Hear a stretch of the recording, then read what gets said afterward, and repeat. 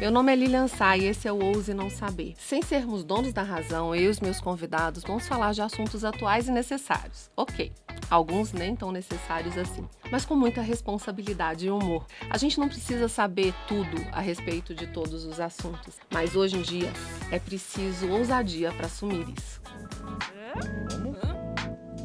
Que foi? Ouse Não Saber. Como? Quê? Que saudade de vocês. Hoje o episódio tá mais que especial. É o último episódio da primeira temporada do Ouse Não Saber, que é a realização de um sonho, de uma vontade muito grande de estar próximo das pessoas e de falar coisas importantes, mas sem ficar ditando regra para ninguém. Eu aprendi muito junto, aqui por trás das câmeras, e é uma ansiedade atrás da outra, vocês não conseguem imaginar. Hoje eu estou especialmente emocionada. E aí talvez quem veja o vídeo perceba mais um pouquinho, mas quem vai estar aqui hoje é uma pessoa que eu admiro como ser humano, como médico, não é à toa que ele é meu médico, médico da minha família, do meu marido. É inteligentíssimo, um pai de 3 meninas maravilhosas, é o marido da Amanda. Eu vou falar com o Rodrigo Bomeni. E eu estou muito feliz de você estar aqui, Rodrigo, você sabe disso. Obrigado, Lili. Obrigado pelo convite. Eu também estou muito feliz porque, de alguma forma, a gente tentou fazer essas conversas várias vezes, né, nos últimos anos. E acho que a gente nunca conseguiu de maneira tão especial e oficial, com tantos recursos, né? E talvez com um conteúdo que eu acho que, de fato, faça diferença para muitas pessoas. Então, eu estou muito feliz também. E obrigado. Ai, eu vou agradecer eternamente. Na verdade, eu não preciso nem estar aqui. Era só você e o microfone. Já estava pronto, você podia falar.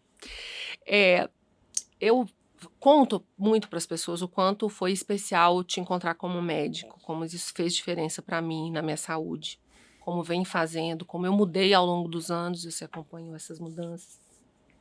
Eu sei do seu comprometimento com os pacientes. Eu sei a sua verdade e a sua vontade genuína de ajudar. Então, quando a gente vai bater esse papo aqui, eu sei que o que a gente vai levar para as pessoas é o mais verdadeiro que a gente pode, que a gente consegue, né? Tem um post seu muito famoso no Instagram que a gente não pode comparar o nosso palco, o nosso bastidor, com o palco das outras pessoas, porque só a gente sabe o que acontece com a gente. E você passou por um processo de depressão muito forte, muito severo, não sei nem grave, qual é o termo que a gente usa para isso, você abriu. E eu quero entender o que te motivou a mostrar seu bastidor. Tá. Vamos lá.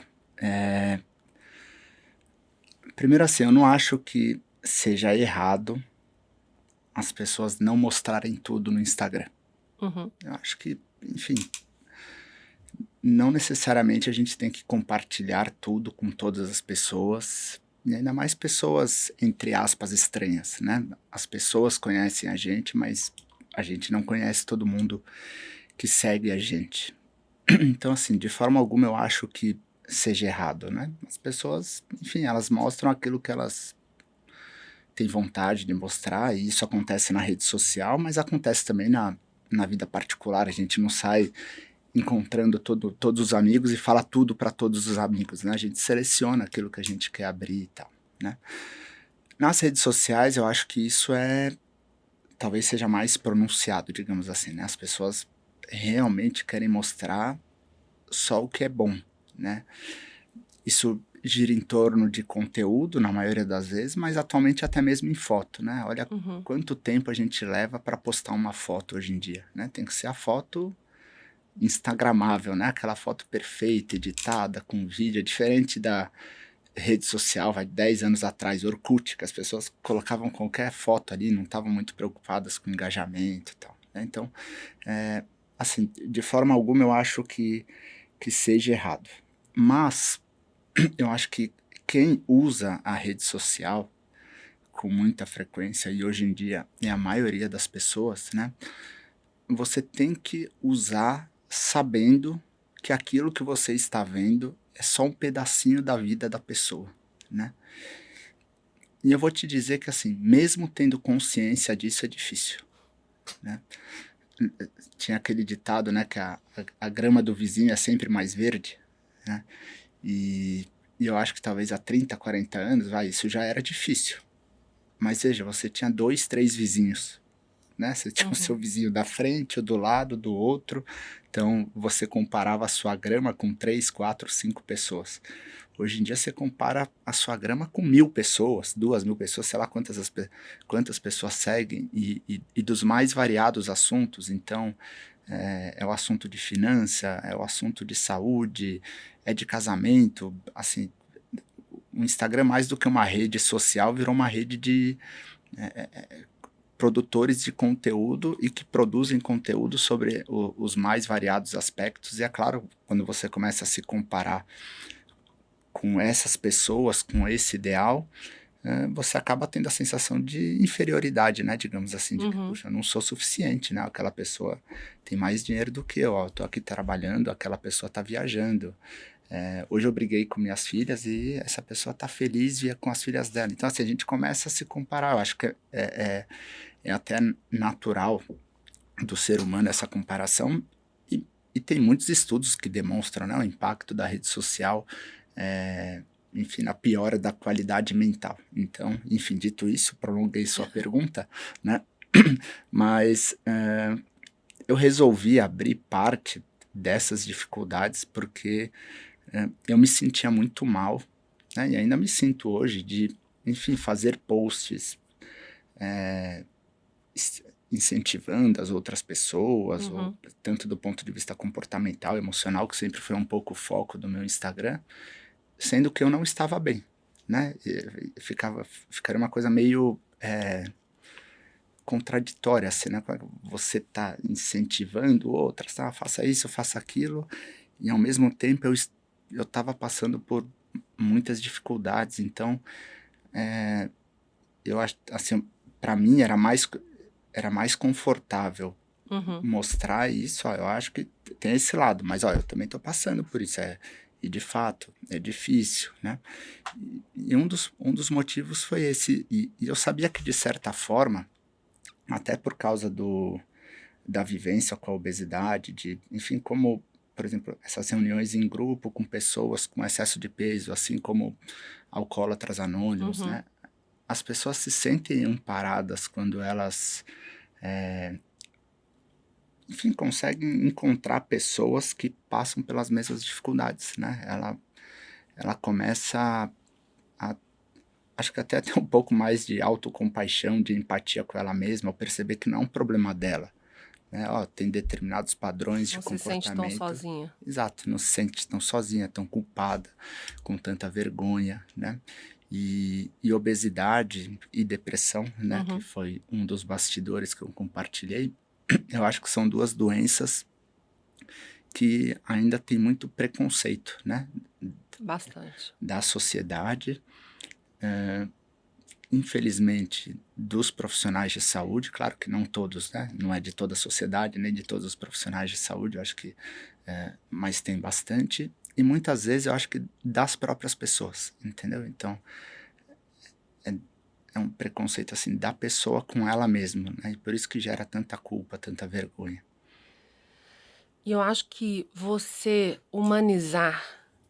se humanizar como profissional da saúde também aproxima as pessoas. Eu me sinto mais próxima de você. Bem, eu já tinha uma relação, eu te considero meu amigo, sinto muito.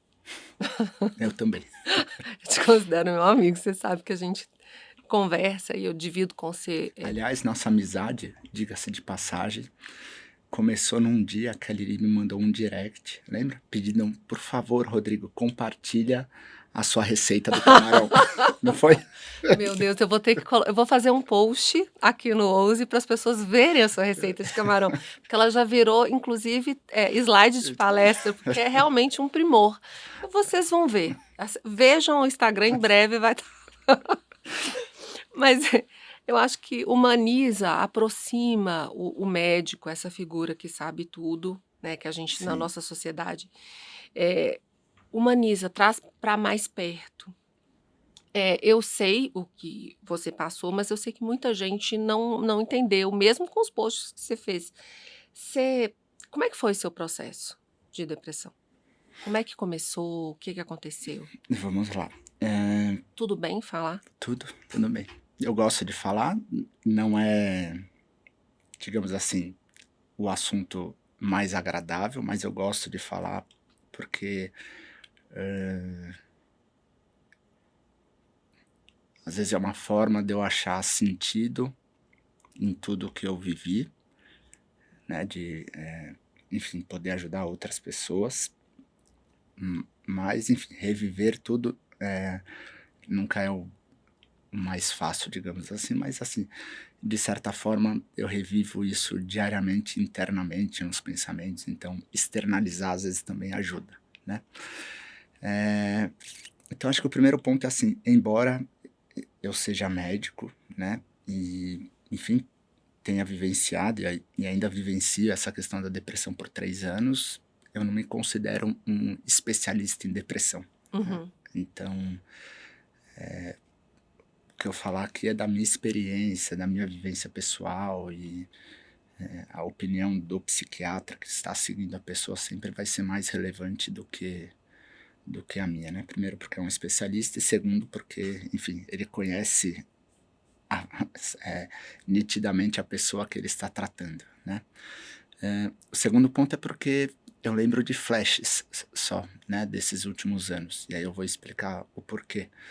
Então, muito das minhas memórias são de flashes, são de relatos da Amanda, de amigos, de fotos, né, e de postagens do Instagram, né? Então, minha memória do ano de 2021 e 2022, ela é muito voltada para posts que eu fiz no Instagram, né? E aí eu consigo recuperar, enfim, fazer algumas conexões, anotações que eu tinha e tal. Mas o meu quadro depressivo começou mais ou menos no início de 2021, que eu me lembre, né? E a minha primeira internação foi mais ou menos no meio de 2021. Né? Então, entre 2021 e 2022, eu fiquei 11 meses internados. Foram, eu acho que 7 internações. E a última internação foi a mais longa, né? Que durou 7, 8 meses. Eu tive alta um pouco antes do Natal ou do Ano Novo. E essa internação foi a mais longa. E por que eu não me lembro, né? Então, eu fiz vários tratamentos, né? Então, com medicamentos antidepressivos. No total, pelas minhas contas das listinhas, eu cheguei a usar quase 14 medicamentos, não necessariamente juntos, mas nas suas mais variadas combinações. E, enfim, não tiveram a resposta desejada, né? E um dos tratamentos que eu fiz, né, e que é um tratamento indicado nesses quadros de depressão refratária, é a eletroconvulsoterapia, né? Que é um tratamento assim extremamente seguro. Eu estudei na faculdade dele agora. Então assim, é seguro, é eficaz, não tem assim, você faz sob anestesia, Não com tem o dor, não tem médico, nada. não tem dor, não tem nenhum sofrimento, né? Então pode parecer algo que tem muito sofrimento, mas eu digo que assim, de todos os tratamentos é o que me gerou menos sofrimento agudamente, porque você é anestesiado e quando você acorda já acabou, né? Então ele não te gera nenhum sofrimento, às vezes pode ter um pouquinho de dor de cabeça depois, enjoo, mas enfim, Uhum. super seguro, né? Eu tenho flashes assim das minhas sessões de eletroconvulsoterapia e eu lembro que em um dos lugares que eu fazia tinha uma quadra de beach tênis do lado. E eu tenho essa imagem na cabeça de eu deitado e aí administrava o Propofol, né, que é o medicamento. Eu até falava pra Amanda, começou o cheirinho de banana. E eu achava que todo mundo sentia esse cheiro, né? E na E não verdade era só você. era só eu, né? E era uma sensação de bem-estar, assim. E aí eu lembro que eu ficava vendo a bolinha pra lá, pra cá, pra lá, pra cá, pra lá. E aí dormia. E aí, enfim, quando eu acordava, já tava, já tinha Já tinha acabado. passado por Mas esse eu dia. lembro desse flash. Mas enfim, a eletroconvulsoterapia, um dos efeitos colaterais é a perda de memória, né? E eu fiz bastante, eu fiz mais de 40 sessões entre 2021 e 2022. De 2022, quando eu internei, nessa última vez a gente tentou fazer uma modalidade diferente e tal, mas também não teve muito resultado e um dos efeitos é a perda de memória. E que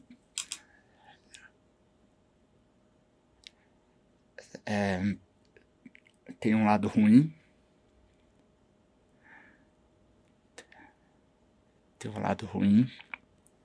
que é perder 2 anos de memória das minhas filhas.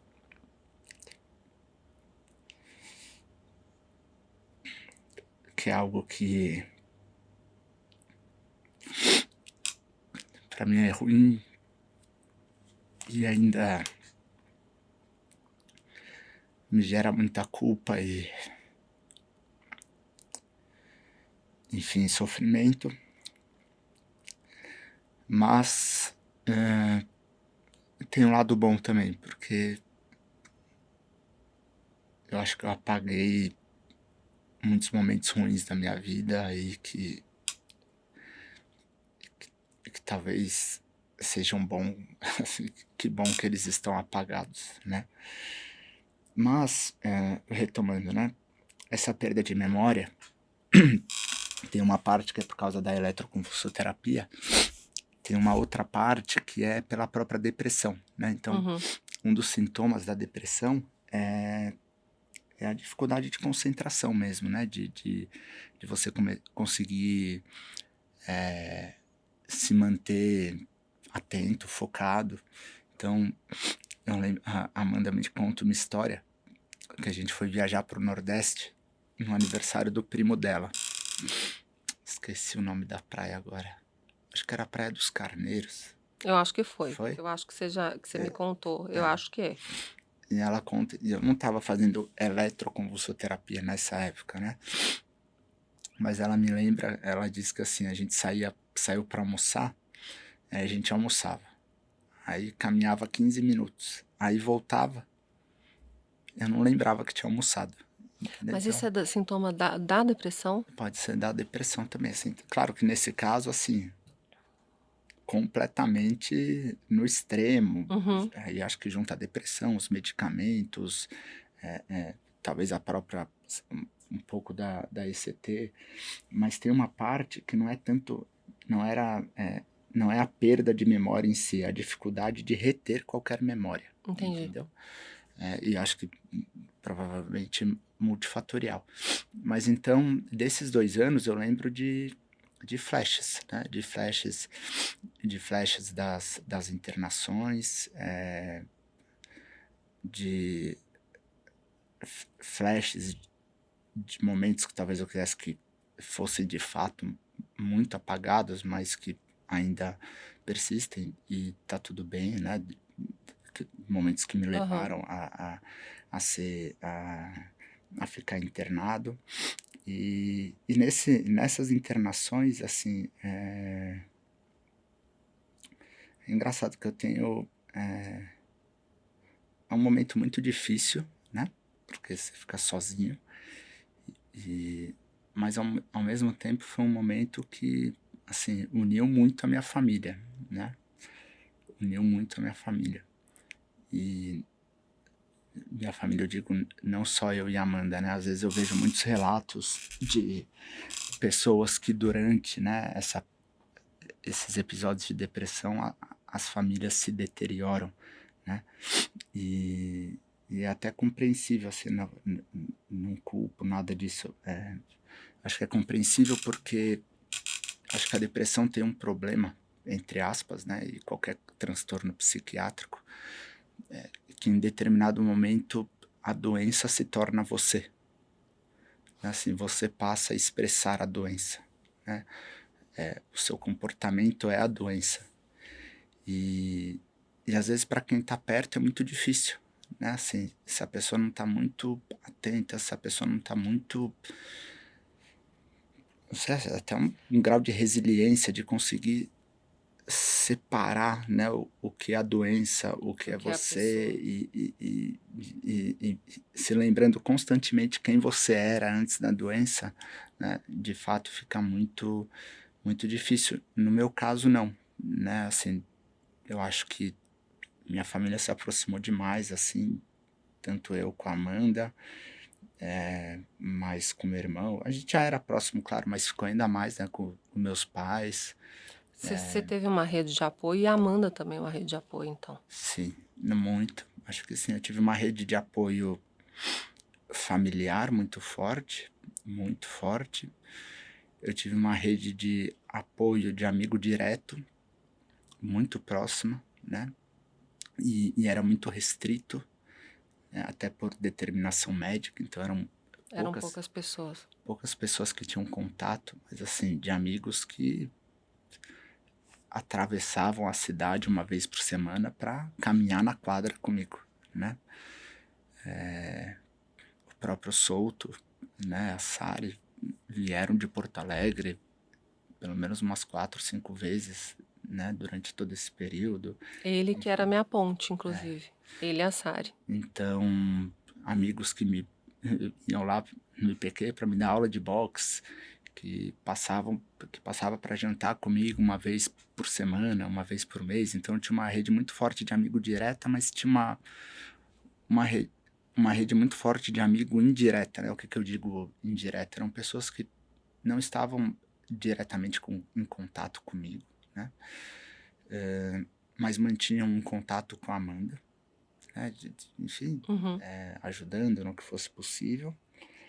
E tem um indireto que talvez seja difícil de mensurar, né? Porque a gente não consegue ver de certa forma, mas que eu tenho certeza que me ajudou, que é assim, daquelas pessoas que estavam torcendo por mim à distância, com pensamentos positivos, que me mandavam mensagens como você, mesmo sabendo que eu não ia conseguir ler, entendeu? É, e, e eu tenho certeza que isso, de alguma forma, também me ajudou naqueles piores momentos, digamos assim. E por que que nenhuma medicação funcionava? Algum médico explicou isso? Eu acho, assim, o tratamento da depressão, ele é... Assim, a depressão é uma doença complexa, né? Ela não é causada só por falta de serotonina, né? Isso Uhum. é um conceito que já caiu por terra, né? Enfim, é uma doença que tem toda a parte da psique aí, que é extremamente complexa, uma questão bioquímica, uma questão hormonal. Que a gente chama até de transtorno, porque a doença até que minimiza o que a depressão é. A Sim, depressão ela é muito mais ampla. sim, sim, com certeza. E acho que tem um ponto importante até para reforçar antes até, é que a gente sempre acha que a depressão, assim, tem que ter algo ruim na tua vida para você ter depressão, né? Precisa. E, a minha vida era ótima, assim, eu não tinha nenhum problema, né? Familiar, pessoal, profissional, era ótima. É algo até que às vezes é pior, eu acho, né?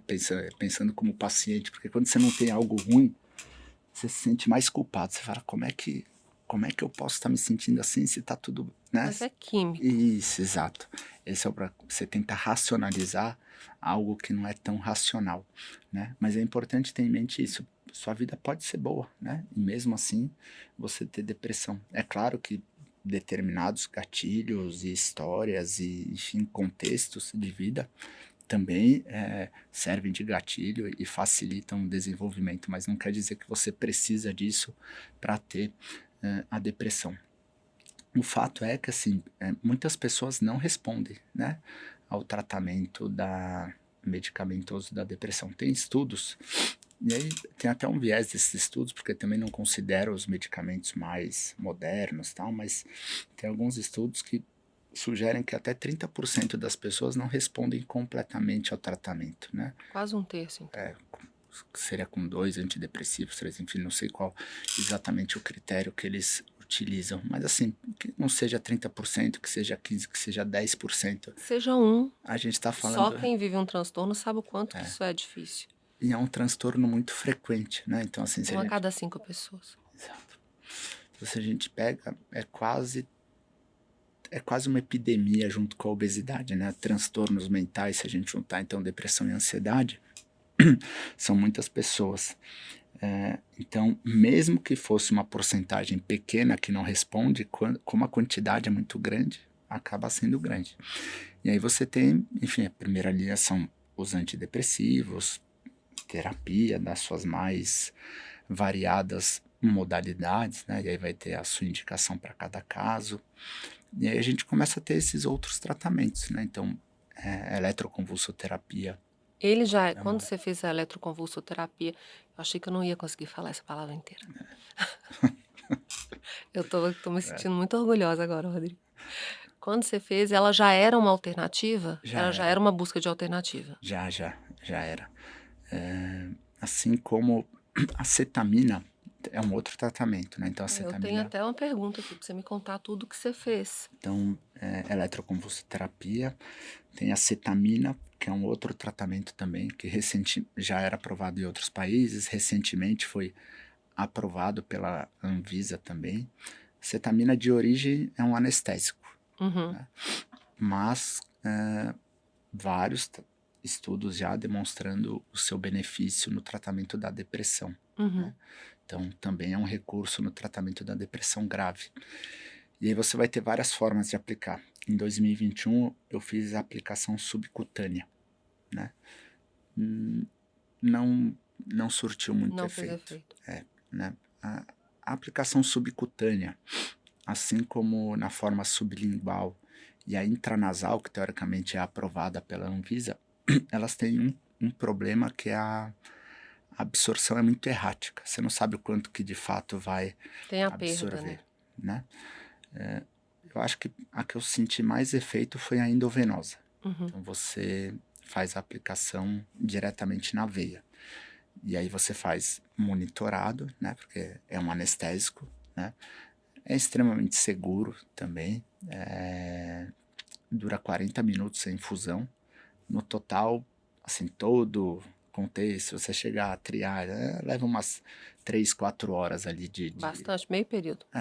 Então, leva bastante tempo. Mas, assim, de efeito mesmo, dura mais ou menos 1 hora e 20, né?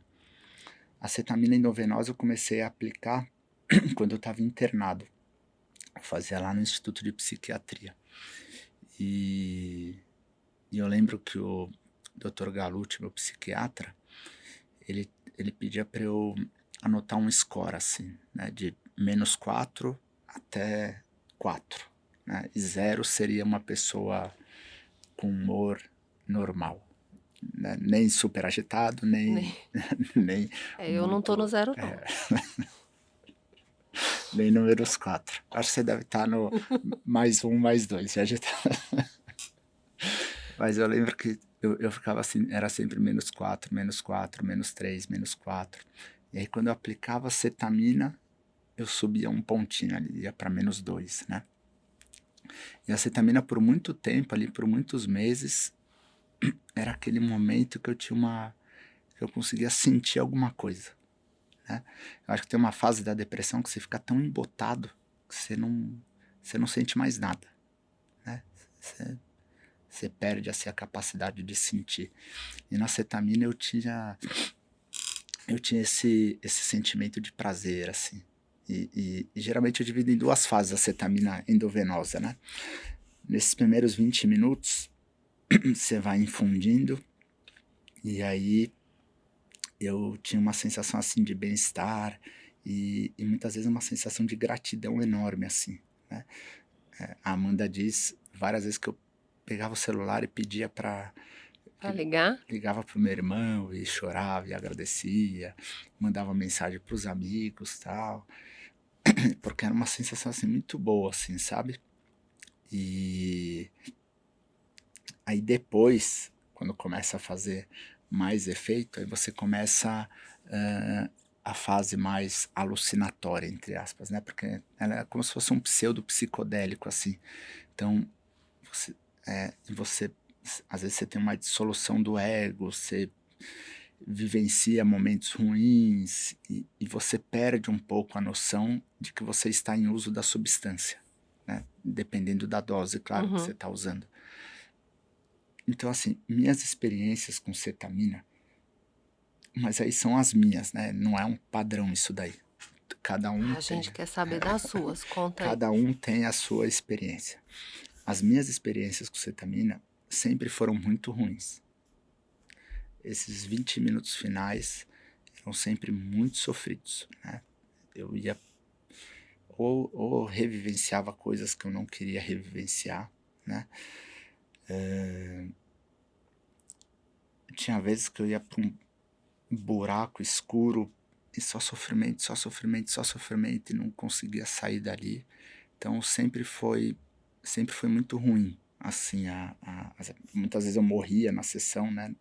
Você tem aquela Uma sensação de morte? de uma hora você dissolve, tudo acaba, nada mais faz sentido, nada existe, né? Então tem um pouco dessa dissolução do ego. E eu lembro que tinha uma época que eu estava fazendo dieta cetogênica e aplicando cetamina. E aí as experiências eram muito mais reais. Essa era uma Você coisa, acha que tem essa relação nutricional da dieta? na minha experiência tem. Eu nunca vi nenhuma descrição, né? Mas quando eu esses meses, foi um dos motivos até que eu parei de fazer a dieta cetogênica. Porque era tão real, que eu Não estava dando conta. não estava dando conta. E eram vivências que envolviam minhas filhas e coisas muito desagradáveis. E era muito real e eu lembrava depois, né? Quando eu não faço em cetose, eu não consigo lembrar muito bem o que acontecia. Eu lembro que foi ruim, mas não são Mas sim, imagens aquela muito lembrança claras. vívida. Exato, né? Em cetose era muito claro. Então, nessa época eu acabei parando, porque eu não tinha como parar a cetamina, eu diminuía a cetose. Então, tinha essa relação muito clara. Mas a cetamina, assim, me ajudou muito numa época, principalmente me abafar pensamentos ruins. E eu fiz bastante, eu fiz mais de 100 aplicações. Eu fiz muitas aplicações. Você fez depois de que não estava mais internado também, Eu né? fiz durante toda a internação, 2 vezes por semana. Depois mantive por muitos meses, acho que até mais ou menos agosto, eu fiz 2 vezes por semana, com algumas pausas, mas sempre fiz 2 vezes por semana. Aí eu ia lá no Instituto de Psiquiatria, Ficava lá. aplicava. A sorte é porque a Amanda trabalha no Hospital das Clínicas, no prédio da frente, então quando ia começar a aplicação, a Amanda vinha para ficar comigo, né? Tem uma parte do setting que eles chamam, né? Que é assim, isso vale para cetamina, mas vale para os psicodélicos, mas a música acaba guiando muito as suas experiências, né? Então, idealmente, né, você faz sempre com venda para diminuir o estímulo visual, ouvindo música, e aí e eu lembro, assim, engraçado, você tem a dissolução do ego, mas eu sempre lembro da Amanda falando, né? Tá tudo bem, eu tô com você, tá tudo bem, eu tô com você. Né? Era uma vozinha que ficava no fundo quando, enfim, meus batimentos cardíacos aceleravam, eu começava a ficar um pouco mais agitado por causa da alucinação. Então a cetamina me ajudou bastante, né? Agora eu faço eventualmente de resgate. Quando eu tenho alguma piora, eu faço. E o que você está fazendo de tratamento? E você passou, aliás, você passou por outras coisas depois dela? Passei. Aí, enfim, nada melhorou. Né? Eu já tinha feito todos os medicamentos. Quando eu internei no IPQ, talvez a parte mais difícil foi porque eu tive que fazer o washout, né? Eu tive que tirar todos os medicamentos que eu estava usando. E aí essa parte foi ruim, porque Retirou tudo? tudo. Tipo, Porque não estava fazendo efeito. aham. E chega uma hora, eu acho que isso é um ponto difícil na depressão, quando você começa a usar muito remédio. Que você não sabe mais o que é você, E o que que é o que é a sintoma? doença e o que é efeito colateral do remédio. Porque se lê aquela bula lá, pode dar tudo, né? Então, assim, você começa a tomar 3, 4 medicamentos, você perde a noção do quem é, você já perde a noção de quem é você com a doença. Quando começa a ter muito remédio, você já não sabe, será É que tipo retirar droga de quem é usuário. É isso, você deve ter tido efeito tipo isso. da... Então, aí foi ruim, porque você tem um efeito um pouco da abstinência do medicamento. E eu acho que você começa a reviver muitos sentimentos que estavam abafados por causa do medicamento, por mais que não estivessem funcionando completamente, alguma coisa. Uhum. Então, esse período foi muito ruim, assim, de noites e noites em claro, mas acho que foi importante até para reconhecer, assim, o que né, quem Com eu o que era, que você tava relembrar lidando quem eu também. era, alguma coisa nesse sentido. Aí a gente fez um outro teste terapêutico com um medicamento que chama Imal, que é um medicamento que ele é muito bom, mas tem muito efeito colateral, né? E eu tive esse efeito colateral, que é hipotensão postural. Então eu lembro que eu tive uma síncope, né? Desmaiei, digamos assim, 2 vezes. Aí a gente também tirou ele. E aí a gente, enfim, aí partiu meio que para tratamentos experimentais, né? E eu fazia fora do IPQ, Uhum. sempre com acompanhamento, né? Então eu acho que esse é um ponto importante, né? Comecei a fazer tratamentos experimentais com psicodélicos, né? Então, psicodélicos são substâncias, enfim, muito antigas, né? Usadas há milhares de anos, né? Por indígenas, né? Então eles chamam até de medicina da floresta, né? Geralmente com fins espirituais, né? De expansão da consciência, fins religiosos, mas também medicinais, né, Uhum. por essas tribos. E atualmente já assim, já tinha bastante estudo antigamente, aí ele foi proibido por uma série de razões. Tem um livro muito bacana que chama Como Mudar a Sua Mente, né, que foi escrito por um jornalista. Tem uma série no Netflix sobre esse livro. A série é legal, Eu já vi a mas série. acaba sendo um pouco mais mística, digamos assim, né? Acho que até porque é uma série, então tem que Tem um apelo, né, isso Rodrigo? tem que ter um apelo, tem que ser mais, enfim, tem que Botar uma fumacinha com xamãs. e que de fato existe, né? Porque é da parte a origem é indígena mesmo. Mas o livro é legal porque tem assim, tem a parte científica, eu acho que é bem Uhum. bacana assim pela história, né? E aí eu comecei a fazer esses tratamentos experimentais com psicodélicos, né? Então, o primeiro que eu fiz foi com cogumelos mágicos. E o nome é esse mesmo? E o nome é cogumelos mágicos mesmo, até nos estudos. E a substância dos cogumelos mágicos é a psilocibina, que é o que é estudado, né? Que eles administram nos estudos. E já tem estudos assim, publicados em boas revistas médicas, em bons periódicos e com resultados muito bons, né? Com uma boa segurança de efeitos colaterais. Psilocibina é uma substância que tem pouco efeito do ponto de vista cardiovascular, né? Embora tenha alguns relatos de caso de problemas, mas nos estudos randomizados que dão psilocibina para um grupo ou placebo antidepressivo no outro, assim, não é que não teve nenhum evento adverso grave, mas, enfim, como qualquer intervenção médica, pode ter evento adverso, né? E um deles, o principal, é porque é um psicodélico. Então, enquanto você está em uso da substância, você aflora todos os seus sentimentos, né? Os melhores e os piores. É E aquela viagem mesmo que a gente viu no... O seu post que foi derrubado era da psilo, Psilocibina. psilocibina, foi? Eletroconvulsoterapia, psilocibina. Eu falhei miseravelmente. Isso aí é pior do que 3 potes de tigre. É, a psilocibina, aí ó, saiu. Foi o post seu que caiu? Foi. E aquele post era bonito, porque era aquele post foi a descrição da minha 3ª sessão. Com os cogumelos. Que é um céu colorido, né? Enfim, eu já fiz... Eu não sou muito parâmetro, né? Veja, nos estudos eles faziam uma sessão, né? Eu já fiz 20 sessões com psicodélicos.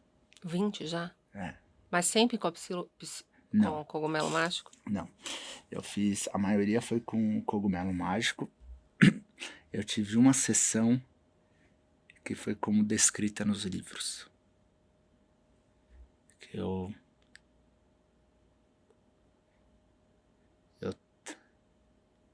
ainda estava internado. Era uma fase que eu estava internado e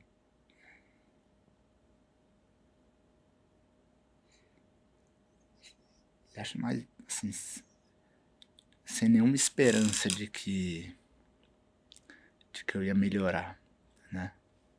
Eu lembro que tinha uma amiga minha de faculdade chamada Nana.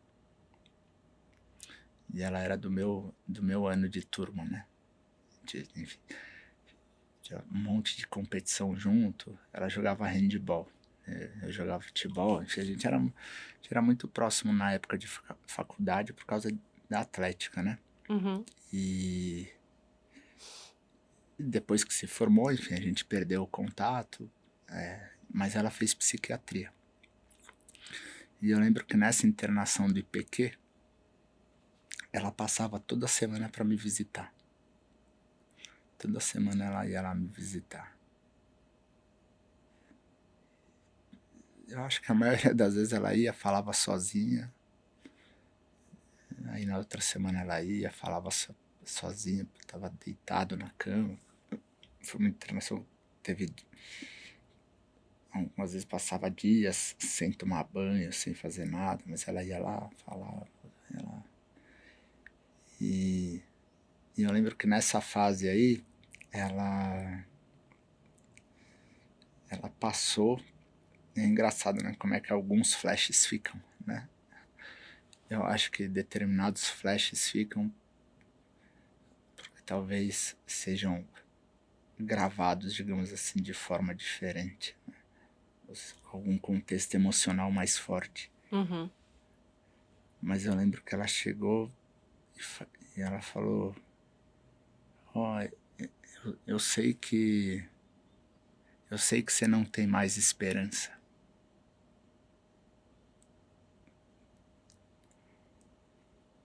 E ela falou, foi tão simples assim, ela falou, eu sei que você não tem mais esperança, mas eu empresto minha esperança para você, né?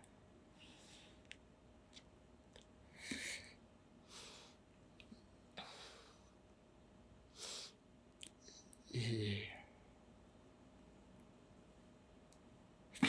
eu lembro que nessa 3ª sessão do cogumelo, as outras 2 tinham sido horríveis assim, né? Tinham sido muito... As outras 2 eu voltei pro IPQ em síndrome de pânico, assim, e fui medicado, foram muito, muito difíceis, muito difíceis. Mas nessa 3ª sessão,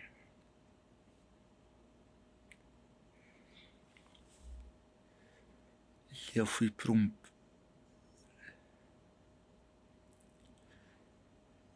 tem como descrever assim, um céu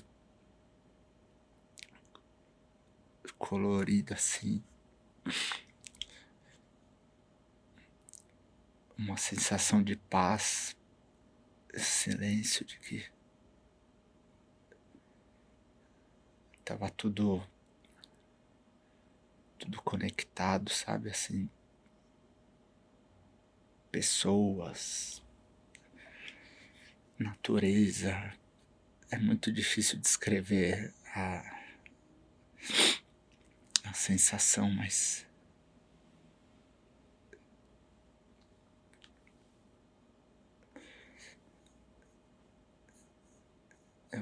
a Amanda disse que eu começava a pedir para ligar para todo mundo para poder falar. Eu ligava para meus pais e falava, eu tô vivo novamente. Tô vivo novamente.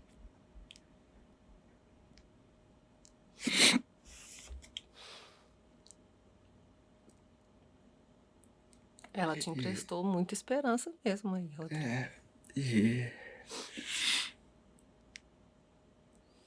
nesse dia eu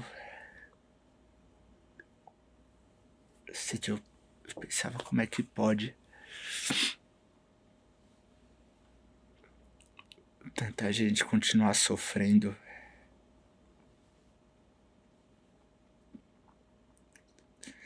e não poder receber um tratamento Eficaz. que pode devolver a esperança e a vida para alguém, né? E essa foi a minha experiência boa com os psicodélicos. Desde então eu fiz outras sessões com psilocibina. Eu fiz com ayahuasca uma vez. A ayahuasca, aquela da... A ayahuasca é a que tem a da ayahuasca foi muito... Acho que foi uma das mais sofridas que eu fiz. Porque o tempo é muito... Assim, o tempo é muito longo, né? E você vai bebendo, bebendo, bebendo. E cada vez que você bebe, você vai se aprofundando mais. E você tem uma percepção do tempo muito grande, assim. Então foi muito difícil, mas o pós dela foi muito bom. Fiz com bufo. Aquele do... O sapo. O sapo? O bufo é engraçado, tem até a história dos Simpsons, né? Que tem algum episódio com esse sapo. Tem umas descrições de pessoas que vão lá nos Estados Unidos, nos parques, começam a lamber o sapo, achando que vai ter algum efeito. Mas de fato não tem, né? O bufo é o 5-mel-DMT, né? É a substância. Na ayahuasca é o DMT, junto com a substância, tem a mistura da planta com o cipó. Mas o bufo é o veneno do sapo cristalizado. Então eles tiram o veneno do sapo e evapora, porque quando evapora sai o veneno, sobra só a substância, e você inala, né? Mas é muito rápido, né? Se o bufo se aspira ali, no que você segura, você já sente uma energia vindo, assim, uma sensação, você começa a ficar tudo quadriculado e puf, se apaga. E aí você acorda 20 minutos depois, né? E, enfim, eles chamam de molécula de Deus nas descrições, porque muitas vezes você, enfim, tem visões incríveis, sensações incríveis. Você não teve? As minhas nunca são muito boas. Tirando essa da terceira. Então, tirando essa da terceira, todas as minhas outras são muito ruins. Muito. E por que ela te ajuda? Porque você segue usando os psicodélicos, não é? Sigo. É o que me mantém hoje. Eu faço uma vez a cada... Depende de como eu estou, mas a cada 15 dias, 3 semanas, a cada 4 semanas, né? Isso é uma coisa que eu sempre falo para os pacientes, né? Isso vale para medicamento, vale para cetamina, vale para os psicodélicos, né? Assim, você tem que escolher o que você tem medo, né? Assim, eu tenho medo dos sintomas da depressão. Então, eu prefiro conviver agudamente com o efeito do psicodélico, seja boa ou ruim a experiência. Porque lembrando que tá assim, nessas vivências, as pessoas fazem muitas reflexões, muitas, né? Tem estudos que mostram assim, né, para ayahuasca, depois eu vou falar desse estudo da ayahuasca, mas assim, as pessoas usam muito psicodélico como uma forma de você expandir a consciência, porque de fato, você expande todos os sentidos, né? O primeiro momento da psilocibina ali é um negócio que você começa a... Parece aquele filme do Homem-Aranha, quando ele é picado, que ele começa a ver a teia da aranha, todos os detalhes. A psilocibina faz isso com os sentidos. Então, eu olho lá, tem a floresta, você vê como se fosse uma pintura de Van Gogh. Essa mesa aqui talvez tivesse 200 tonalidades e eu consegui... Se tiver uma formiguinha ali, você consegue ver a patinha da formiguinha. Então, assim, tem uma parte do hipersentido, inclusive da audição, que é uma coisa incrível, né? Mas aflora sentimentos também, né? Um dos benefícios propostos psicodélicos, além de toda a parte química e além dessa parte reflexiva durante a sessão, e por isso que é importante fazer ela sempre guiada, né? A importância de você ter um guia durante a sessão, principalmente no contexto da depressão, é porque o guia consegue, através da música, através da conversa, te tirar de buracos que você cai e não consegue sair, né? Mas o mais importante que isso é, o guia, ele garante a sua segurança. Porque se você usa um psicodélico... Você sai da sua... Isso, você sai da casinha, né? Diferentemente da cetamina, no cogumelo, você sempre tem a consciência de que você está em uso da substância. Você não tem essa... dissociação. Na cetamina você perde a noção de onde você está, que você está em uso, né? Não, no cogumelo não. Você sabe que você está em uso, mas as emoções estão muito afloradas ali. E aí o guia te ajuda nesse sentido. E aí, qual que foi eu estava falando do medo, né? Isso. Então, as minhas experiências, elas sempre são muito ruins, mas o meu pós, ele costuma ser bom. Eu fico mais ou menos uma semana de ressaca mental mesmo, porque é muito... Deve acender o cérebro inteiro. Se você fizesse um exame, deve estar tudo aceso. É muito desgastante, né? Então, assim, às vezes dura 8, eu ainda tenho uma latência maior, então dura umas 8 horas, assim, 12 horas. Muitas vezes eu até tenho que interromper, né? Porque começa a prorrogar demais, eu começo a reviver muitas coisas que geram muito sofrimento.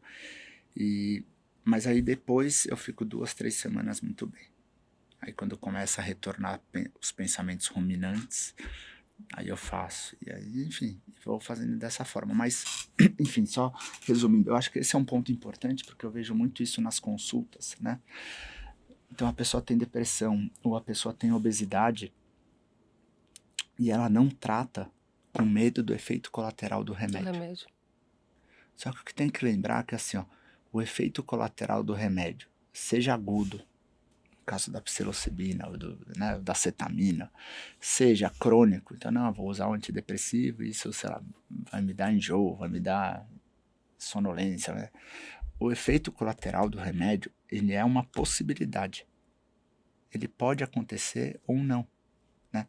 E se ele acontecer numa forma que limita muito a qualidade de vida, tudo bem.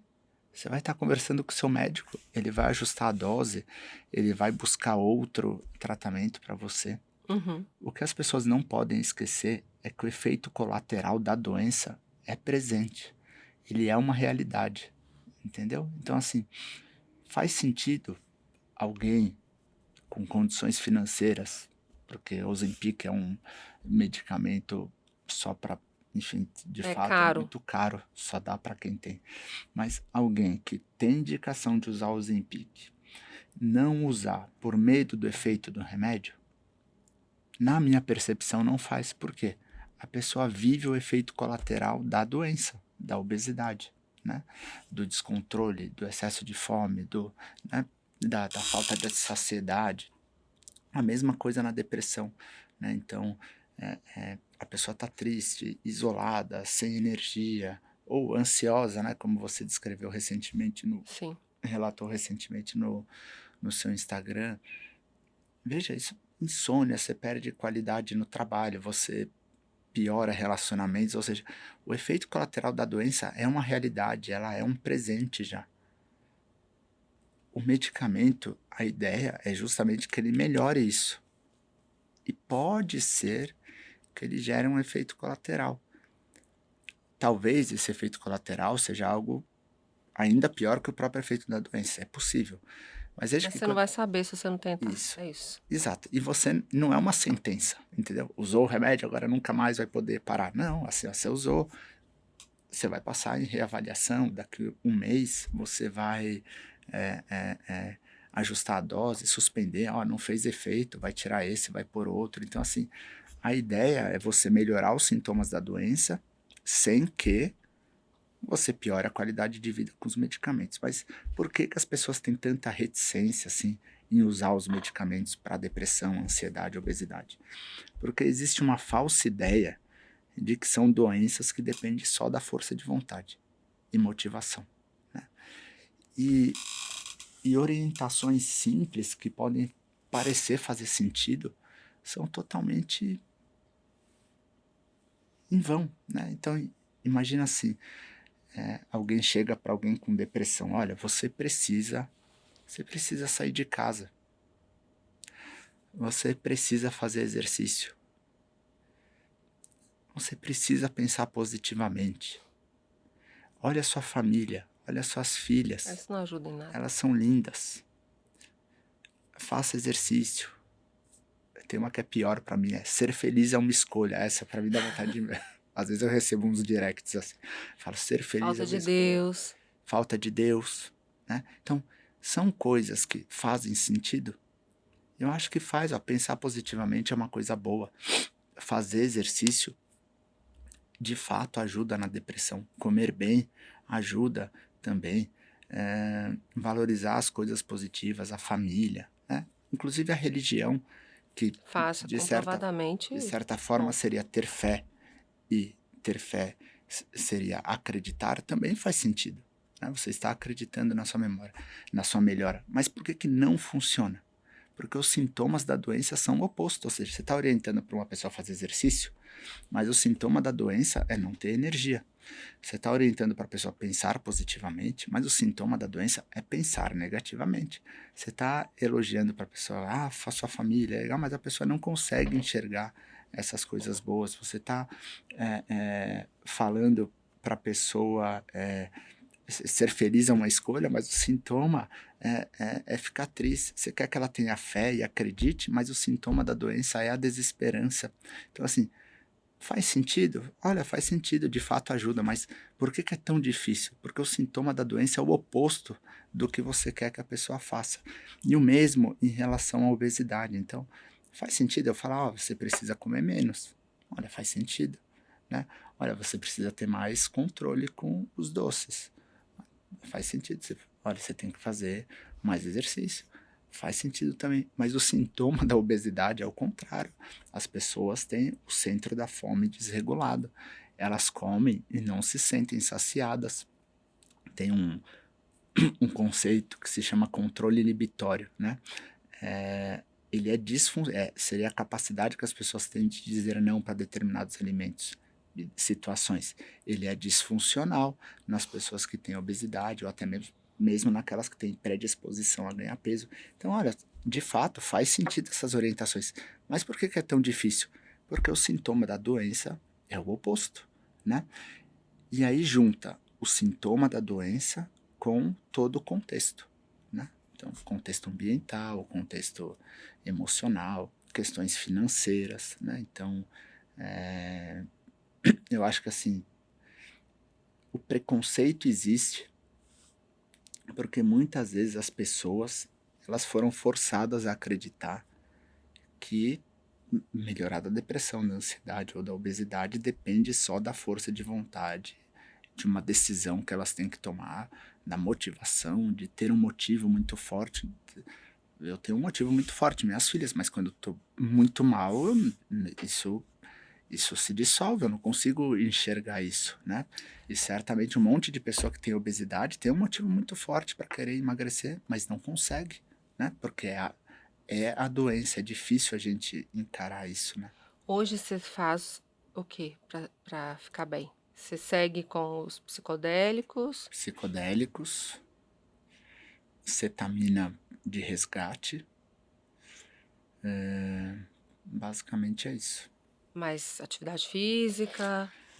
Atividade física eu faço, mas, assim, tem fases que eu não consigo, né? Então, nos últimos 15 dias eu não consegui, por falta de energia. Uhum. Tem vezes que eu consigo, mesmo sem energia, eu vou lá, desço e faço 15 minutos. Tem vezes que eu não consigo nem fazer isso. Você não voltou pra cetogênica, não tá fazendo nada em relação a... Mas, eu Você sigo, se engordou muito, né? engordei, No processo. E você emagreceu. emagreci. Engordei e emagreci. A cetogênica eu não sigo. Eu faço uma dieta low carb, né? Com maior parte de comida de verdade. Uhum. Eu E tenho com... visto os primores da banana. Obrigado. Você sabe que eu mandei pra você no direct que eu fui inspirada pelo seu prato de banana frita com ovo. E fiz. É um dote, né, culinário. Um dom que você tem, Rodrigo. Eu, infelizmente, não soube aproveitar, mas... Você tá low mas carb. não, eu sigo uma dieta low carb moderada. Eu tenho exceções muito bem, que não são exceções, fazem parte da minha rotina. E eu tomo sorvete com minhas filhas toda semana. Eu tenho rotinas, eu como pizza com elas toda Quanto que você semana. engordou? Eu ganhei 18 quilos, quase 16, 18 quilos. Então, meu peso oscila sempre entre 82, 84, 86, vai Então você depender da foi época. pra Fui 100. para quase 101. E Eu foi engordei difícil? bastante. Foi difícil emagrecer? E eu acho, eu acho que não foi, eu não diria que foi difícil, entendeu? Por quê? Primeiro porque eu nunca fui uma pessoa com facilidade para ganhar peso. Esse é o Você primeiro sabe que o ponto. hater vem agora. Vem, eu sei. Passa. Ok? Eu nunca tive essa facilidade para ganhar peso, né? Segundo, porque, enfim, eu tô meio que adaptado à dieta, né? Mas teve uma coisa que me ajudou lá no IPQ, foi o que me dificultou no começo, porque a enfermaria era do lado da lanchonete. Isso era bom. Mas também era ruim, porque lá tinha uma broinha de milho que eu comia assim. Nas piores fases era o único momento do dia que você tinha um mínimo de prazer ali. E todo mundo que vinha me visitar, ela comia uma broinha. Meu pai trouxe para você a broinha, mas ele queria comer também, né? E aí eu tinha épocas que comia 9, 10, 12 broinhas por dia, pedia comida, até porque chega uma hora que você cansa da comida do hospital. Eu lembro que tinha uma moça que limpava o meu quarto, a Gil. Ela era assim, pensa, eu acho isso muito incrível, né? Ela limpava o meu quarto, mas ela melhorava meu dia todos os dias. Tem gente que tem esse dom. Ela chegava feliz e, sabe, assim, ela exercia a função dela na plenitude, assim. Né? E eu lembro que ela me ajudou a emagrecer. Por quê? Porque ela não levava comida, né? E não tinha, né, enfim, jantar, fim do expediente dela. Então eu lembro que quando eu já estava melhor e comecei a querer emagrecer, ela sempre passava e eu dava minha comida para ela, entendeu? Eu tenho até um post no Instagram com ela falando: a Gil me ajudou a emagrecer. E aí, enfim, era bom porque ela comia, né? Ela não levava comida e eu fazia um jejum. Então eu juntava o útil ao agradável.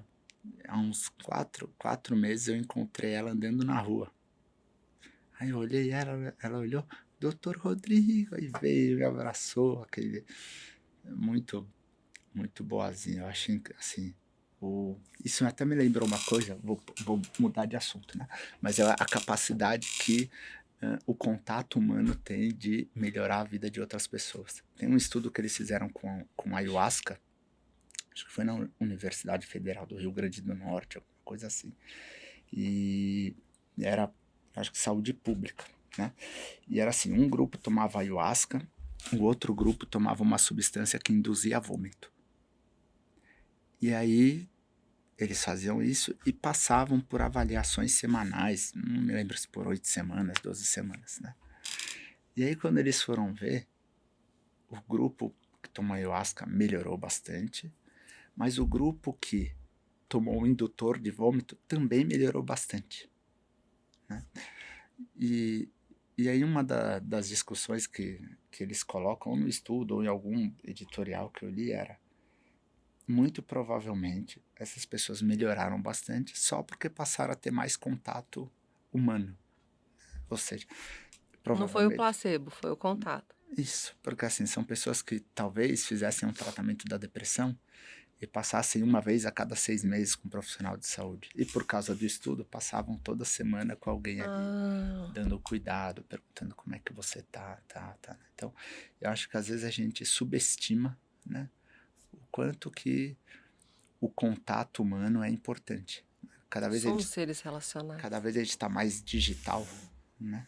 E tá bom, às vezes o contato até dá para ser digital, mas o quão importante é esse contato e o quanto que isso faz bem, né? Faz diferença. Faz bem para as pessoas. Mas voltando ao emagrecimento, porque eu lembrei disso, da Gil que me ajudou, eu depois consegui, enfim, eu acabei perdendo fazendo aquilo que eu já sabia, né? Priorizando proteína. Tinha dias que eu fazia um jejum proteico, então eu comia só proteína, whey protein, iogurte proteico, peixe. E já fazendo um plot twist, porque a gente começou falando do seu processo, você engordou, olha a deixa pra gente entrar nesse assunto. Eu acho essa coisa da proteína, a energia, o Rodrigo, a grande sacada. Eu tô, bem, você sabe que eu engordei para um caramba na pandemia. E depois não consegui voltar e entrei na pré-menopausa. Você é meu médico, a gente já faz essa consulta aqui, né, não?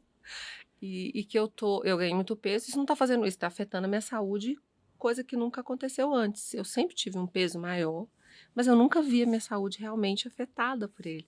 E depois dos 40, eu acho que veio a conta, tá chegando. E como é difícil a gente emagrecer. E te contei que emagreci 5 quilos e achei pouco, mas que na realidade é só aplicando a sua lógica da proteína e energia. Não, eu acho que tem alguns benefícios da relação proteína-energia. Não fui eu que inventei essa terminologia, mas acho que talvez o grande benefício dela é assim. Tem uma frase que é assim: ó, antes de você tentar combater o vilão, fique aliado de algum super-herói, né? E eu acho que muitas vezes as pessoas durante o processo de emagrecimento, elas começam querendo retirar, né? Não, eu vou parar de comer doce, vou diminuir, sei lá o que, sempre começa pelo tirar, né? E na relação proteína-energia, eu acho que tem a vantagem que é o quê? É o introduzir. Então, ó, coloque mais proteína. Uhum. Né?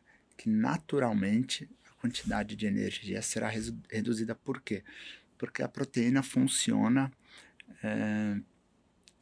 quando a gente atinge determinado quantidade de proteína, a gente fica mais saciado, a gente fica com menos fome, ou seja, a gente come menos por causa disso, e toda vez que a gente está saciado, a gente tem uma capacidade maior de se manter no controle, né? E ao mesmo tempo, a relação proteína-energia, eu acho que ela liberta um pouco aquela sensação de proibição, sabe? Uhum. Eu não posso comer um pedaço de pão. Eu não posso. Essa proibição do não posso geralmente não funciona, gera muita Gera culpa, compulsão, culpa. né? Gera aquilo lá, já que eu não posso, comi, vou comer tudo. Né? E aí O não adianta. Jaque. É.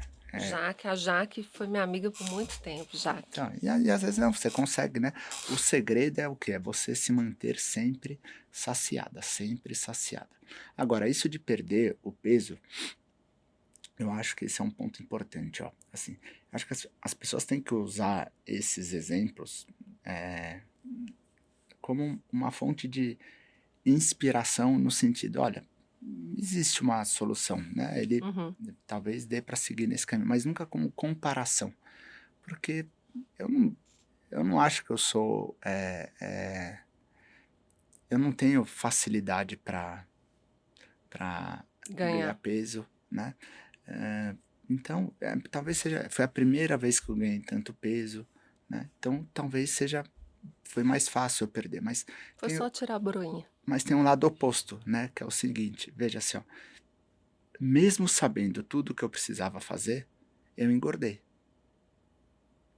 entendeu? Então, o ganhar peso não está relacionado diretamente com não saber. Eu acho que muita gente, e talvez a maioria, ganhe peso porque de fato não saiba, Uhum. tá?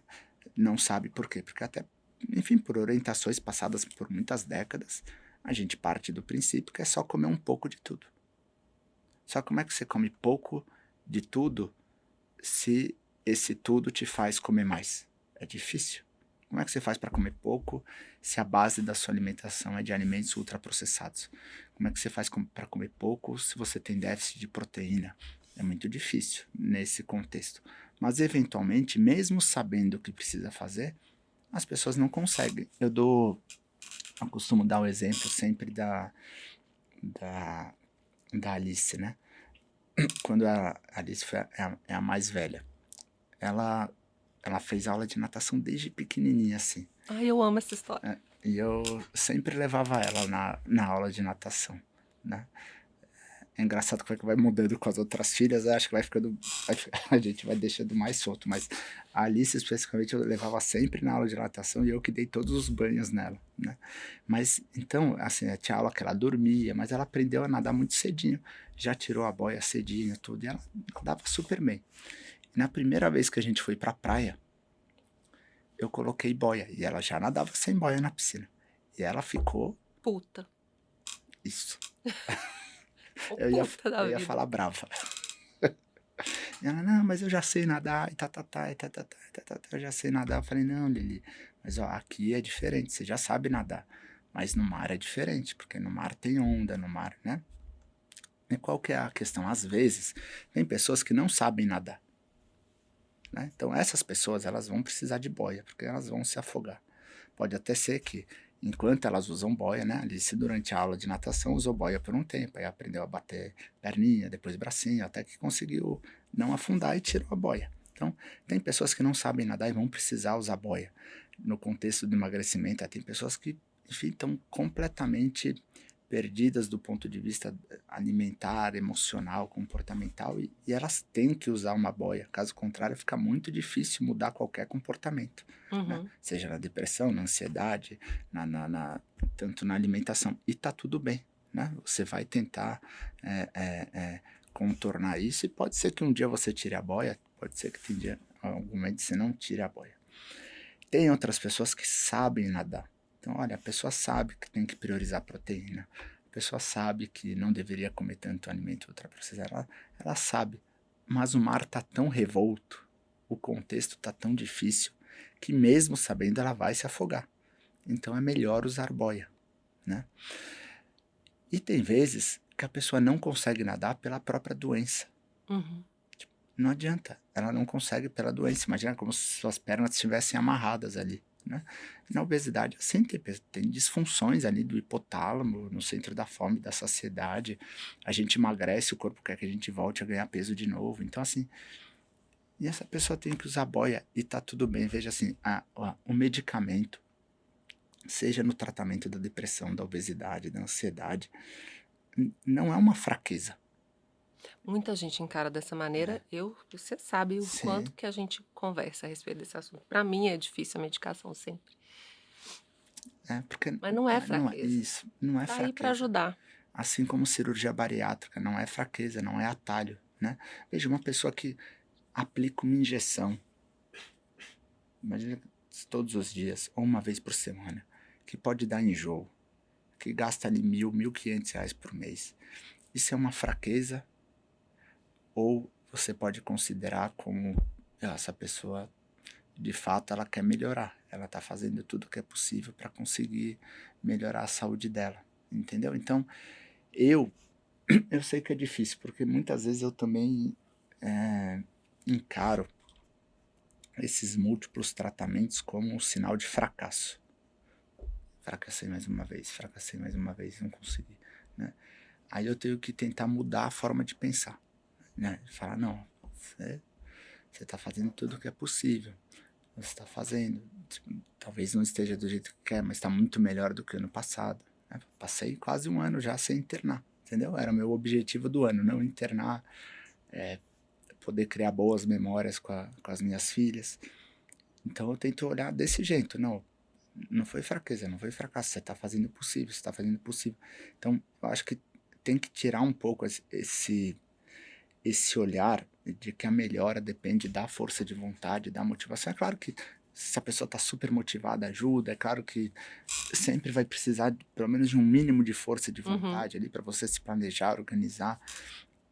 Mas o tratamento não pode depender disso, entendeu? Porque se você encara que depende disso, aí você tira conclusões equivocadas. Você fala, não melhorei porque eu não tenho motivação, não melhorei porque eu não tenho força de vontade. Eu acho que é olhar também, Rodrigo, individualmente, Sim, né? Porque às vezes uma mudança de comportamento vai ajudar uma pessoa, é suficiente para ajudar uma pessoa, ou aprender a proteína e a energia que, poxa, que é uma pessoa que mais navegou pelas águas da low carb do que eu, que acho que é até um problema, o tanto que eu sim, sei, né? Para outra, a medicação é necessária. Para outra, dar um follow em metade de quem ela segue no Instagram já vai ajudar. sim. Para outra, a medicação. A Isso, gente nunca vai saber se a gente não olhar para aquele indivíduo. isso. E às vezes vai precisar de tudo. Às vezes só de um já é suficiente. Tem uma pesquisa ali. Eu até tava comentando com você sobre ela antes, né? Eu acho que assim, a depressão, ela me. Eu acho que eu já era uma pessoa empática. Acho que essa foi sempre uma. Meu Deus, Rodrigo, isso é muito. Eu lembro a palestra que você saiu aos prantos, a gente. Você Eu, sempre foi. eu acho que particularmente era uma qualidade boa que eu já tinha, né? Mas eu acho que a depressão, ela acentuou isso, né? Tanto que boa parte dos meus novos pacientes, muitos agendam consulta porque eu tenho depressão. Olha que engraçado. É paradoxal, né? Eventualmente as pessoas podiam até pensar que agendariam menos, enxergando como uma fraqueza, uma vulnerabilidade, mas é o oposto.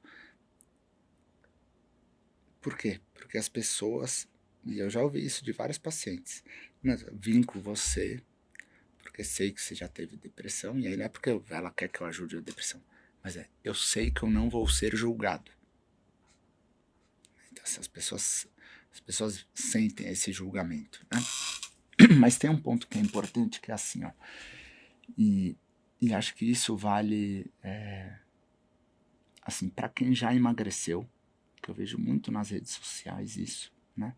Ou para quem tinha depressão e tratou tal, né? Assim, o fato de alguém ter emagrecido ou ter tratado a depressão, isso não significa que você consegue se colocar no lugar do outro, entendeu? E isso é muito importante porque quando as pessoas acham que só porque elas vivenciaram, elas são capazes de plenamente saber o que o outro está passando, isso acaba gerando orientações e conclusões totalmente equivocadas. E tem um estudo que é muito bacana que eles fizeram assim, ó. Eles pegavam um grupo de voluntários e um grupo de voluntários colocava a mão num balde com gelo e o outro grupo de voluntários colocava a mão num balde com água quentinha. E aí eles perguntavam para as pessoas: o quão difícil você acha que seria passar 5 horas dentro de uma sala a 0 graus? Algo nesse sentido, né? E o grupo que estava com a mão na água gelada previa que era muito mais difícil ficar nessa sala do que o grupo na mão quentinha. Ou seja, enquanto a pessoa está com a dor ali, com aquele desconforto da água gelada, ela conseguia imaginar o quão desconfortável seria passar determinado tempo em um local gelado. E o cara que está na mão quentinha, ele não consegue imaginar tanto, então ele subestima essa dor, né? Mas a parte mais legal do estudo é a terceira fase, que eles pegam um outro grupo, eles colocam essa pessoa na água gelada, lá com gelo, deixa essas pessoas lá por alguns minutos, aí tira a água, e aí depois de 10 minutos que eles já estavam fora da água, eles fazem a mesma pergunta. E a resposta deles é igual do grupo que colocou a mão na água quentinha. Ou seja, depois que você vivenciou a dor, você perde a capacidade de estimar o quanto que aquilo dói. Eu acho que talvez até por um mecanismo protetor, né? Imagina se você ficasse o tempo inteiro sofrendo. Não, eu acho que talvez até um mecanismo de defesa. Mas isso é importante para saber assim, ó, depois que você passou por aquilo, você não tem a capacidade de estimar o quanto que aquela pessoa está sofrendo, né? E isso é uma coisa que a gente vê muito nas redes sociais, né? Aquela pessoa que emagreceu e aí começa, já que você falou puta, desculpa, eu vou falar, aquela pessoa começa a cagar a ordem para todo mundo. Por isso que existe o Ouse Não Saber, porque eu não tô aguentando os cagadores de regra. Começa a cagar, e você fala, gente, assim, o fato de você ter superado, né, não significa que você saiba qual é o melhor caminho para aquela pessoa, e mais do que isso, não significa que você saiba o quanto que aquela pessoa está sofrendo, né? E esse é um ponto que eu costumo me policiar muito, né? Porque como eu passei pela depressão, e passo e vivencio isso ainda diariamente, eu sempre tomo cuidado com isso, né? Assim, e me relembro, eu não sou capaz de estimar o quanto que essa pessoa está sofrendo, o quanto... E aí veio aquele ponto que, assim, tem aquele ditado que você deve tratar os outros como você gostaria de ser tratado, né?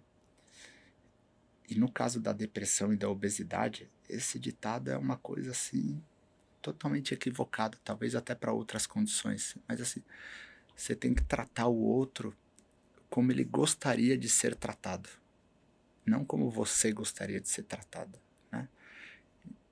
E isso é uma coisa que, assim, faz total diferença, né? Às vezes a pressão que as pessoas impõem, né? Às vezes familiares, amigos, e com boas intenções, não é mal intencionado, não. A pessoa quer ajudar. Intenção, amor, a pessoa quer ajudar, mas a pessoa não consegue, né? Então, assim, como é que essa pessoa quer ser tratada? E aí você direciona. Aí a empatia num outro nível. Isso, Você entendeu o que o outro precisa. Sim. Isso. Rodrigo, eu tenho mais 1 milhão de coisas para te perguntar. Mas eu sei que a gente marca um episódio com a Amanda. Deixa Por o registro favor. oficial aqui. Eu não tenho nem como te agradecer. Aliás, não vou mesmo agradecer, porque eu tenho uma perguntinha aqui que a gente sempre indica alguma coisa que a gente acha legal. Eu começo indicando para dar tempo para a pessoa pensar. Então é isso. Eu vou indicar 2 livros. Um é O Demônio do Meio-Dia, do Andrew Solomon. Não sei se você já ouviu falar. Ele fala sobre a depressão e ele descreve, ele é premiadíssimo, e ele descreve a luta dele mesmo contra a depressão. Acho que é um livro necessário não só para profissional da saúde, mas para todo mundo, para entender um pouco mais através de um autor premiadíssimo. E o outro é um livro de uma pessoa que talvez você conheça. Não que eu, rouba a minha ideia.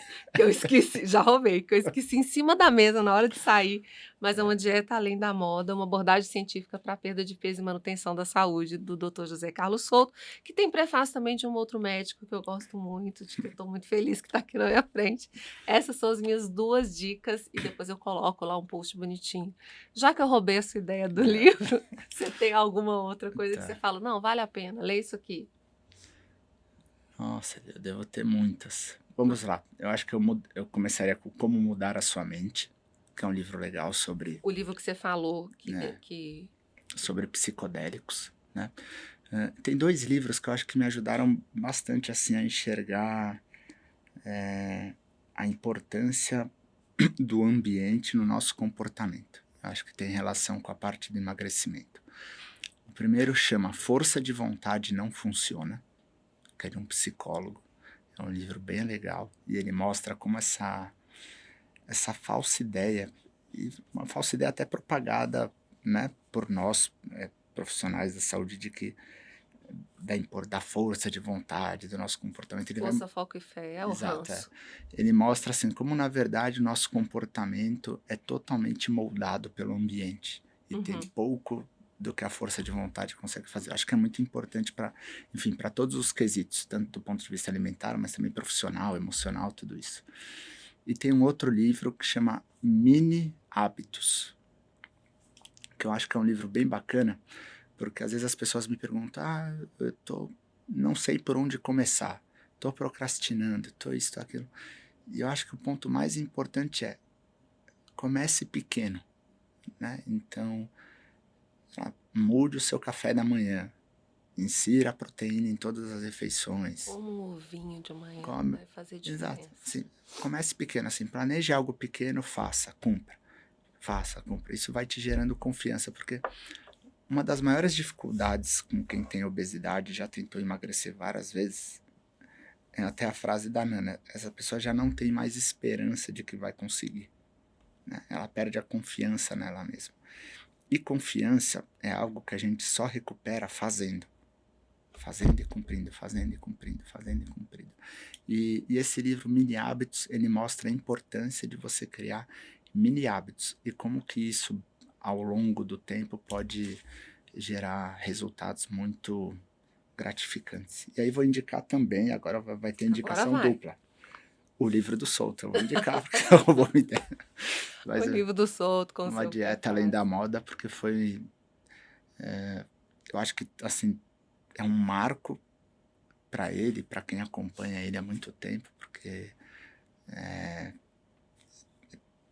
principalmente do blog ali, é a junção de todas as informações, mas sem apego a nenhuma crença, né? Assim, aquilo que a ciência demonstrou que estava errado, ele coloca no livro com as evidências atuais, e pode ser que daqui 10 anos aquilo que está no livro hoje não sirva mais, mas acho que é muito interessante por causa disso. Então, acho que é um livro que, para quem busca saúde, vale muito a pena. Ele ainda vai vir aqui, a gente ainda vai conseguir encaixar. Rodrigo, eu faço uma brincadeira e é rapidinho. O que tiver na cabeça, você me responde. Eu não ia fazer, não, porque a gente foi bem sério aqui, mas não, vou fazer sim. Chama Ativando o Arquétipo, Marília Gabriela. Faça a Marília Gabriela, que agora bate bola e jogo rápido. Uma alegria. Minhas filhas. Um ranço. Um ranço. Todo mundo para nessa. Eu tenho uma lista de ranço para te dar. Eu tenho muito, mas internação. Para mim é um ranço. Maior arrependimento.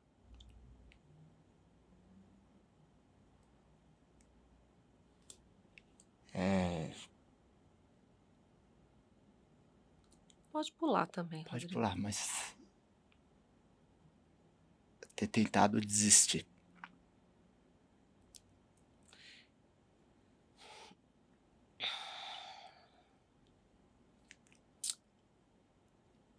Eu consegui segurar até agora.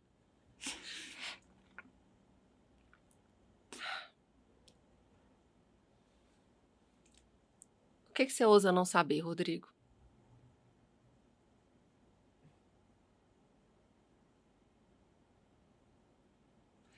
A gente É sabe aquela- claramente que é fazer camarão. Isso. Eu acho que culinária é uma boa. A gente claramente sabe. Porque uma pessoa que dá uma receita de sopa de carne moída batida no liquidificador não merece. Mas eu já fiz melhor, né? Eu fiz suco de melancia com carne moída. Ai, Rodrigo, Isso não foi um dá mesmo. sucesso. Ó, Mas isso aí eu acho que não é nem um ouse não saber. As pessoas é que de fato ainda não estão preparadas pra sua gastronomia maravilhosa. para esse tipo de. Você quer deixar uma frase, um ditado, um poema para terminar?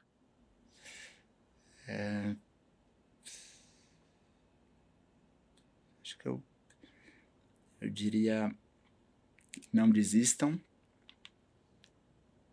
busquem ajuda sempre que precisam.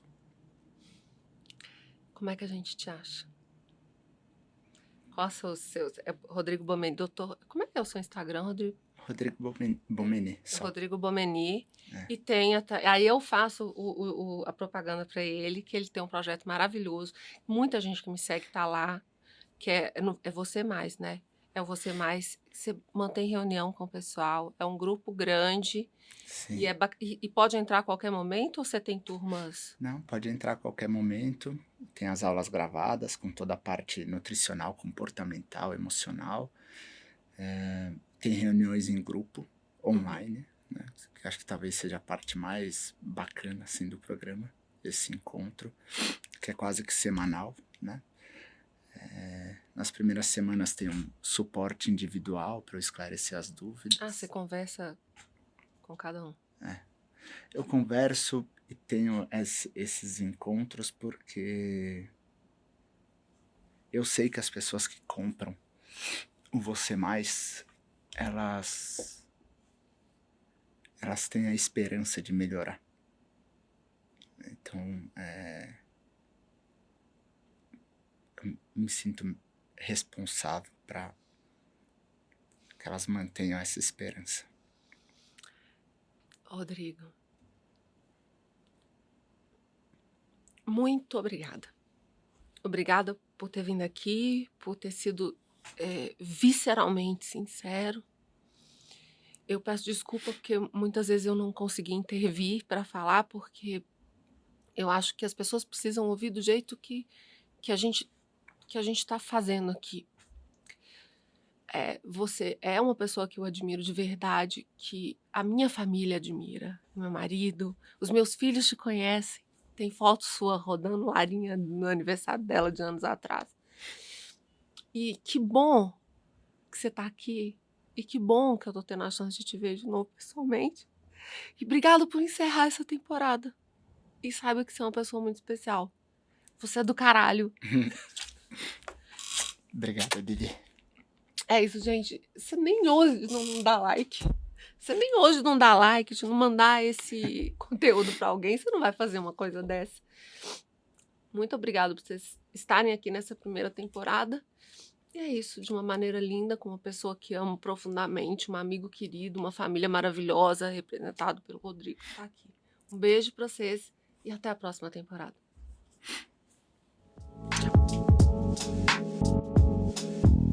Ouse Não Saber é uma idealização de Lilian Sá, com planejamento estratégico feito pela Lilian junto com a Wish Propaganda. A curadoria, o roteiro e a apresentação é da Lilian Sá. A identidade visual, a pré, a pós e a produção foi da Wish Propaganda.